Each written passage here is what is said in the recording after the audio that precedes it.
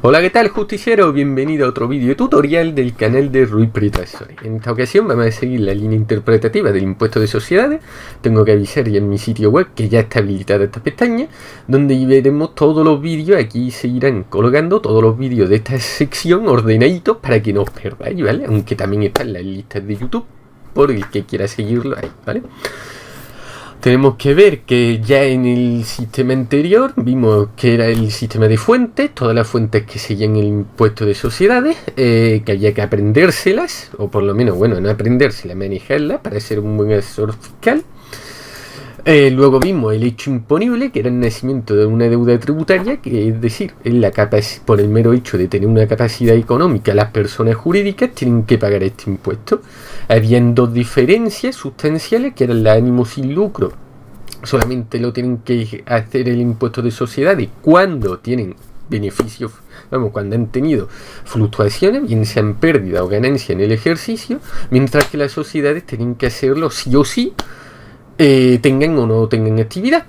Y luego en el tercer vídeo veíamos los contribuyentes más paso a paso, quién tenía que o quién se acogía al impuesto de sociedades, ¿vale? Ahora vamos a hacer un paréntesis, en vez de seguir la línea interpretativa de la UNED, de la ley. Vamos a hacer un paréntesis para explicar dos conceptos fundamentales, porque a la hora de hacer asesores fiscales os van a dar unos balances. Y esos balances y esa ganancia y pérdida tenemos que tenerla en cuenta para la hora de hacer el impuesto de sociedades. Lógicamente, esto en la carrera de Derecho en la UNED no lo enseñan, pero yo soy bueno y os lo enseño. Es que lo hago de este modo antes de empezar con toda la materia, porque aquí se verán muchas cuestiones y además que es que cuando metáis en el formulario del impuesto de sociedades, que cuelga la sede electrónica de la agencia tributaria, veréis que si no habéis hecho previamente el balance y la ganancia y la pérdida, no podréis cumplimentarlo. A diferencia del impuesto de las personas físicas, si la habéis metido para hacer algún modelo de la declaración de la renta, podéis dar, o si sois trabajadores por cuenta ajena, o sois pensionista, etcétera, le dais a datos fiscales y verdaderamente ahí vienen casi todas vuestras contribuciones. Muy raro que no vengan ahí algo, a no ser que sea porque habéis vendido algo, un solar, etcétera, ¿vale? Si ya sois autónomos o trabajadores por cuenta propia, eso cambia, porque los empresarios, el autónomo, aunque a mi amigo Pablo le duela, también son empresarios, según la ley, tienen que hacer la propia contabilidad. Y en el impuesto de sociedades, lógicamente el SOE de sociedades, tienen todas que hacer la propia contabilidad, una obligación de ley, y tenemos que hacerla, ¿vale? Entonces, no vamos a explicar aquí cómo se hace, porque eso lo haremos ya cuando terminemos el impuesto de sociedades, porque vamos a ir atacando paso a paso, pero sí vamos a explicar estos dos conceptos antes de entrar en más materia del impuesto de sociedades, porque verdaderamente, como cuando a mí me pasó, que mi padre me dijo, toma, el impuesto de sociedades, te pasaban un balance y una ganancia y pérdida y tú tenías que hacerlo. Tenías los conceptos claros de derecho tributario, tenías los conceptos claros de la ley, pero tenías que saber leer esos balances y esa ganancia y pérdida patrimonial, ¿vale? Y no lo sabía hacerlo, realmente. A mí me agobió y por eso quiero seguir esta estructura para que lo sepáis, ¿vale? Entrando en esta materia, lo primero que tenemos que hacer es definir claramente qué es un balance, ¿vale? Ya os enseño ahí en pantalla que es un balance de situación. Aquí están las pérdidas y ganancias, que ya las veremos en el siguiente vídeo tutorial para ir concretando y monopolizando cada uno de esos vídeos con una temática posible, ¿vale? El balance de situación lo tenemos que definir como una hojita, como ahí veis, que resume toda la economía de la empresa, ¿vale? Toda la economía de todo lo que tiene actualmente. Entonces, por eso los manuales al uso, siempre que lo definen, cuando vamos a un manual de contabilidad, vamos y te dice, es la fotografía o la radiografía de una empresa, económica de una empresa, ¿vale? Este supuesto, que aquí venimos los números, son ficticios, es de un trabajo que tuve que hacer yo en mi máster de dirección financiera, con lo cual no incumple ninguna normativa de ley de protección de datos ni nada de un cliente, ¿vale? Eso lo tengo ya que averiguar, que delimitar aquí, ¿vale? ¿Para qué sirve el balance de situación? Pues generalmente se puede definir que sirve para 3 cosas, pero yo en la realidad le puedo incluir una cuarta. La cuarta es un poquito mala leche, pero bueno, vamos a irla enumerando. La primera es el balance de situación, es una herramienta que puede ser en un Excel o en cualquier otra herramienta, ¿vale? Informática, que permite informar a los administradores de una sociedad para tomar sus propias decisiones, las futuras decisiones, y convencer a los de la junta, a la junta de directivos de socios, etcétera, de tomar esas decisiones y por qué las hacen, ¿vale? En segundo lugar, sirve para poder observar la evolución de una empresa, con distintos balances de distintos ejercicios fiscales, porque esto es de un ejercicio fiscal. En el del siguiente variarán muchas cosas. Pues sirve para ver la evolución de los mismos y ver dónde falla, analizar las causas, las consecuencias de las mismas y cómo podemos solucionarlo. Y en tercer lugar, como se puede ver, es para reflejar las posibles derivaciones de ese capital, de esa situación y sus posibles causas, ¿vale? ¿Cuál es la cuarta utilidad? Bueno, la cuarta utilidad es muy mala decirla, no te lo definen en los libros de contabilidad, pero la cuarta es le sirve, como esto hay que depositarlo, la cuenta anual de toda la sociedad, hay que depositarlo en el registro mercantil. Nosotros también hacemos ese trámite. ¿Para qué sirve? Para que la agencia tributaria controle también la actividad de tu empresa y a través de ella pues, puede ver si has declarado todo, no has declarado tal, va comparando los distintos balances de un año y otro y va viendo si esa estructura es coherente o no. Así que bueno, por eso se dice que es la radiografía o fotografía de una empresa desde un punto de vista económico, ¿vale? Como podéis ver, aquí hay 2 columnitas y hay 3 conceptos, ¿vale? Por una parte está a mano izquierda el activo y a mano derecha el patrimonio neto con el pasivo, ¿vale? Que puede ser corriente, no corriente, y el activo igual corriente, no corriente, ¿vale? Estos conceptos, lo que tenéis que tener muy claro es que tanto el activo como la suma del pasivo con el patrimonio neto contablemente tienen que ser iguales. Esto es importante que lo sepáis como futuros asesores fiscales, porque tenéis siempre que, si este balance lo hace el administrativo de la sociedad, que es vuestro cliente y os lo entrega, tenéis que supervisarlo, que todo esté correcto, es vuestra función, porque al final la responsabilidad es vuestra, que es el que está encargando está haciendo el impuesto de sociedades. Si falla en el impuesto de sociedades por errores contables, bueno, la empresa siempre se va a escudar que tú tenías esta obligación, con lo cual tú puedes pagar el seguro y bueno, vamos a dejarlo ahí porque son aspectos que ahora mismo no tocan en este temario, ¿vale? Bien, por ese motivo, y bueno, y si lo hacemos nosotros, pues tenemos que cuadrarlo fetén, ¿no? Porque claro, es normal, ¿vale? Bueno, pues bien, hay una fórmula matemática que dice que el activo es igual al neto más el pasivo, ¿vale? Una fórmula matemática muy sencilla. Ahora vamos a ver cada uno de los conceptillos. Vamos a decir esto muy rápidamente para luego aterrizar ya en el activo concretamente, luego volvemos al otro. La parte esta, la de la derecha, el patrimonio neto y el pasivo, son fuentes de refinanciación de la propia empresa. ¿Cómo se financia? Es la misma, ¿vale? Puede ser externa o interna. Cuando son refinanciación interna es de los propios socios, de los propios bienes que tiene la propia empresa. Eso se llama patrimonio neto. Cuando es de agente externo, pues pasivo, ¿vale? Puede ser corriente o no corriente. Eso ya lo veremos ahora en unos minutos. Mientras que el activo, ¿qué son?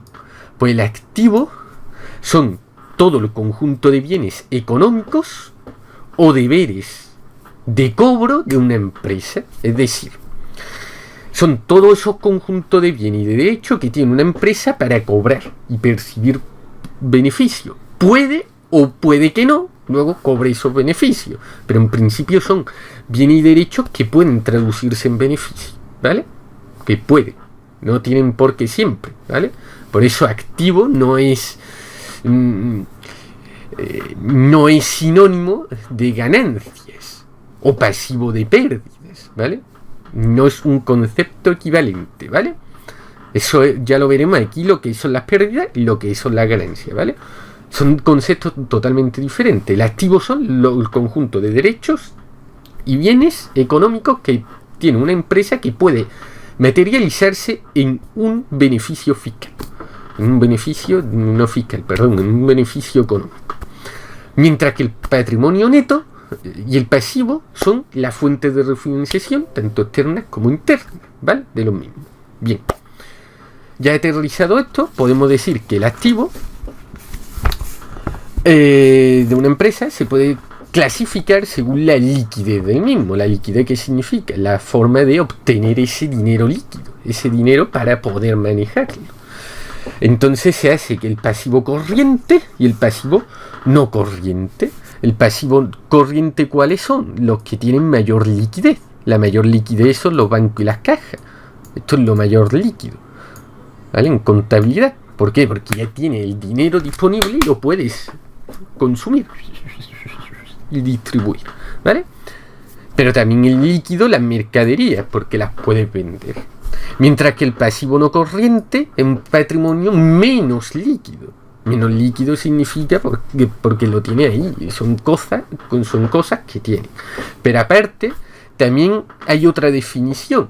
Es que el patrimonio no corriente normalmente perdura más de durante un año, ¿vale? Son las concesiones administrativas, la propiedad intelectual, los terrenos de bienes naturales, las maquinarias en montaje, ¿vale? Las inversiones, los activos diferenciales temporalmente deducibles, todos ellos tienen sus correspondientes cuentas contables, que son los numeritos que estamos aquí colocando, que eso ya lo explicaremos más adelante, ¿vale? En otros vídeos, cuando acabemos el impuesto de sociedades, que vendrá más a continuación, ¿vale? Y el patrimonio, el activo corriente, que son todos estos, son un montón de cosas, de elementos que lo definen, como son las mercaderías, los anticipados proveedores, los anticipados de remuneración, los gastos anticipados, los bancos, la caja, que son ya bienes y derechos económicos que tienen durante ese año. Son muy fácil modificables en el correspondiente año.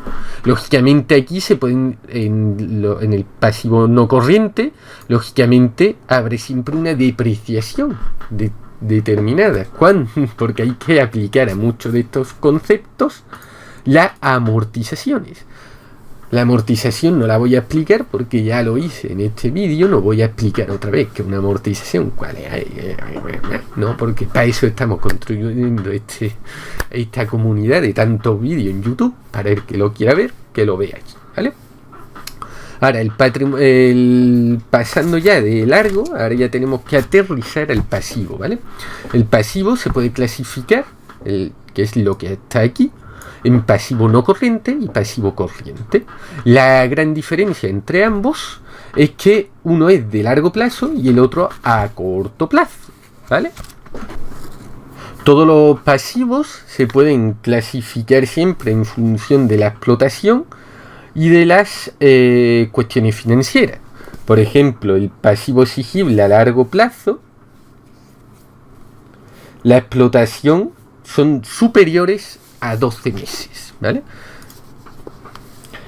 Mientras que el pasivo exigible a corto plazo siempre son inferiores a 12 meses, ¿vale? Esta es una cuestión que tenemos que explicar, porque básicamente a nivel contable, esto es un inciso que tengo que hacer a nivel contable, largo plazo significa que dura más de un ejercicio fiscal, mientras corto plazo es que solamente es ese ejercicio fiscal, o tiene una duración inferior a 12 meses y con lo cual a lo mejor se posterga hacia el otro, pero una madura va a 3 meses, con lo cual está presente porque a lo mejor se ha dado lugar en diciembre y va a perdurar durante los meses de enero y febrero, pero a corto plazo.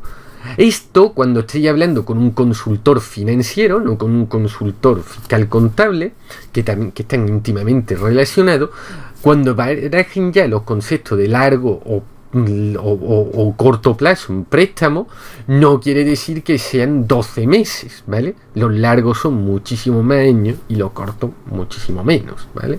Vamos, muchísimos también un poquito más, a lo mejor corto plazo para ellos ya son 5 años, ¿vale? Pero contablemente es el año fiscal, ¿vale? Los 12 meses. Esto es sumamente importante que lo sepáis, porque os van a despistar muchas veces cuando estáis hablando con un colectivo con el otro o según la materia con la que estéis hablando, ¿vale? Luego el pasivo exigible a corto plazo, es que los vencimientos son inferiores lógicamente a 12 meses, que ya lo hemos visto. Y tenemos que ver que las explotaciones pueden ser deuda de proveedores, los acreedores varios, ¿vale? Los acreedores varios, estos que vienen aquí, la 410, ¿qué son? Pues son deudas derivadas de actividades secundarias al tráfico de una empresa, que son los acreedores por prestación de servicios, suministro, salario, etcétera. ¿No? Luego aquí están los proveedores. Los proveedores son aquellos proveedores que compran al que le adquiere las mercancías, una fuente de refinanciación, ¿vale? Luego aquí están las deudas con la administración. Esto es lo que debe a la seguridad social, a la agencia tributaria, al ayuntamiento, etcétera, ¿vale? Pues es el concepto de pasivo. Luego está el patrimonio neto. El patrimonio neto, ¿cómo se puede clasificar? Pues son los fondos propios o la fuente de financiación que tiene la propia empresa. La fuente de financiación de la propia empresa, ¿vale? Exactamente igual. El primer de el capital social, que el escriturado en un inicio, ¿vale? El capital social, recordad que en la SL el mínimo son 3.000 euros, 3.005, y en la sociedad anónima son 60.000, ¿vale? Pero se puede escriturar más o menos. Bueno, menos no, menos es ilegal. Se pueden escriturar más, ¿vale? En función de lo que ellos quieran. Pues este capital social son las aportaciones iniciales que han tenido los socios. Luego están las primas de emisiones, que son cosas que se emiten nuevas para ampliar ese capital social. Luego están las reservas legales. ¿Esto qué son? Las reservas, cuando vemos el concepto de reserva, es un concepto que tenéis que tenerlo claro ahora. Se estudia aquí, en problemas de la UNED, que se estudia a caballo, entre derecho mercantil, esta asignatura, prácticamente al final no se estudia bien, no se estudia, porque es algo a caballo de muchas cosas, y se da ahí un conceptillo, pero muy rápido, ¿vale? Las reservas podemos definirlas como los beneficios obtenidos por la empresa y que no se han repartido entre los socios. Recordad que después del año fiscal, después del ejercicio fiscal, podemos o repartir los dividendos a los socios, bueno, si hemos tenido beneficio, o llevarlo a reservas. Dentro de la reserva hay un mínimo legal, que es la reserva legal, que el 20% lo establece la ley del capital social, que nos dice que si la empresa tiene beneficio, tiene que llevar de esos beneficios el 20% a reserva legal. Pues aparte de las reservas legales, pueden haber reservas estatutarias, que son las que los socios previamente traen los estatutos de la sociedad, bien cuando se ha constituido o bien por una modificación posterior. Dicen que a través de una serie de reglas, por ejemplo, si llegamos a 60.000 euros de beneficio, se llevarán en reserva el 15% de la misma. Pero si llegamos a 70.000, las reservas serán el 10%, cosas así, reservas de este estilo, ¿vale? Que son complementos de la reserva legal. La reserva legal no se puede quitar, ¿vale? Luego están las de voluntario, las reservas voluntarias. ¿Cuáles son? Las que los socios, una vez que tienen el ejercicio, ante el balance y la situación, tanto de la balance de situación como la pérdida de ganancia, se reúnen en junta y a través de los administradores deciden si van a llevar entre todos. Bueno, lo puede hacer también el administrador, pero eso ya depende del tipo de sociedad, dependiendo de los estatutos y tal. Pueden llegar a la conclusión que se establezca por voluntad a una reserva o no, pero tiene previamente que los socios quieren, ¿vale? Si los socios quieren, esas reservas son no están establecidas por estatuto, es por voluntad de los socios durante ese año. El año que viene no tienen por qué hacerlo, a lo mejor tienen más ganancias, pero ya deciden repartir a cada uno los dividendos. Muchas veces esto sucede porque a los socios, darte cuenta que todo lo que se reparte en dividendos, ¿qué le va a afectar? Que una ganancia patrimonial en el IRPF, con lo cual incrementa lo que van a tener que tributar en el IRPF a través de su salario, ¿vale? Entonces todos los socios muchas veces, vamos, de su salario, de su capacidad de persona física, perdón, porque no son salarios, muchas veces los socios a lo mejor prefieren cobrar 2.000 euros en vez de que 20.000 porque saben que van a perder mucho dinero teniendo que tributar, y a cambio pues compran cosas a través de la empresa y ya los rescatarán en un futuro, ¿vale? Aunque tarde o temprano van a tener que pagar si los rescatan más tarde, ¿vale? Pero bueno, eso ya son chanchullos que tenemos que ir viendo y son legales todos, con lo cual no estamos en la ilegalidad y a veces interesa una cosa, a veces otra, no hay una varita mágica y como siempre digo, según las circunstancias personales y empresariales de cada sujeto, ¿vale? Luego están las de revalorización, que son aquellas aquellas reservas que vienen obtenidas por la revalorización del inmovilizado, cuando Hacienda, para ciertos casos, permite la revalorización de esos bienes, ¿vale? Una vez que ya hemos visto tanto el patrimonio neto como bueno, aquí también están las subvenciones, ¿vale? De capital o donaciones o legados de capital. Otro instrumento, ¿vale? Los dividendos están aquí, ¿veis? Los resultados del ejercicio siempre hay que colocarla aquí, que este dato lo obtendremos de la ganancia y pérdida patrimonial. Una vez que tenemos ya explicado cada cajón desastre qué significa, tenemos que ver que siempre esto cuadre uno con otro, si no está mal hecho, tiene que haber algún error, alguna errata por ahí. Este instrumento, como hemos dicho, vale para analizar.